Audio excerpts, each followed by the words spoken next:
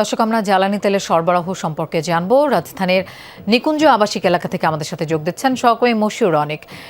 অনেক সকাল থেকে পাম্পের পরিস্থিতি কেমন দেখছেন আপনি? অনেকগুলো পাম্প ঘুরেছেন, তেলের সরবরাহ এখন কেমন চলছে?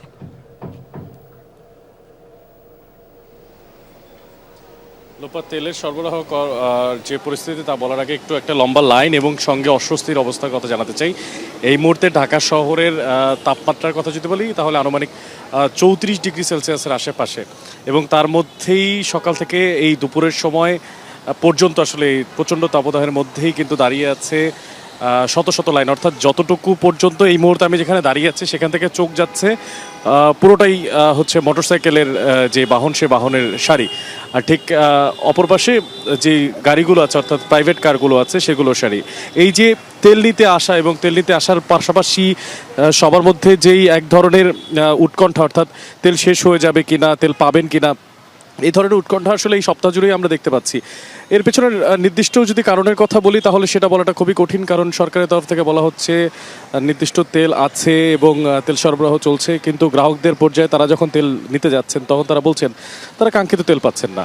এবং তার পাশাপাশি অনেকে ঘন্টার পর ঘন্টা বসেছিলেন। যেমন গতকালকে একটা প্রসঙ্গের কথা বলে একজনের সাথে কথা বলছিলাম, তিনি বলছিলেন যে বৃষ্টির মধ্যে, প্রচণ্ড বৃষ্টি, ঝড় বৃষ্টির মধ্যে তিনি মোটরসাইকেলের উপরে বসেছিলেন এই আশায় যে অন্তত পক্ষে তার রুটি রুজি যেহেতু নির্ভর করছে এই তেলের উপরে, তিনি তেল নিয়ে যাবেন। কিন্তু তারপরেও তিনি আসলে শেষমেশ তেল পাননি এবং চলে যেতে বাধ্য হয়েছেন, এবং আজকে আবার ফিরে এসেছেন।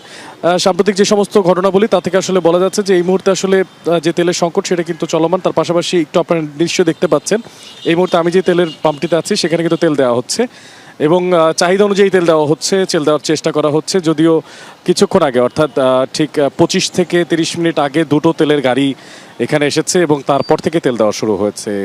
এই লাইনটা কিন্তু শুরু হয়েছিল সে সকাল থেকে।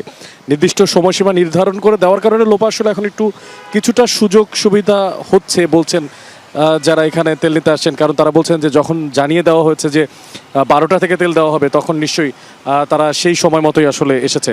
লোপা, এই ছিল এই মুহূর্তে আসলে যেই পাম্প আছে সে পাম্পের সামনে থেকে আমার কাছে সবশেষ খবরাখবর। অনেক আপনাকে ধন্যবাদ আমাদের সাথে যোগ দেওয়ার জন্য।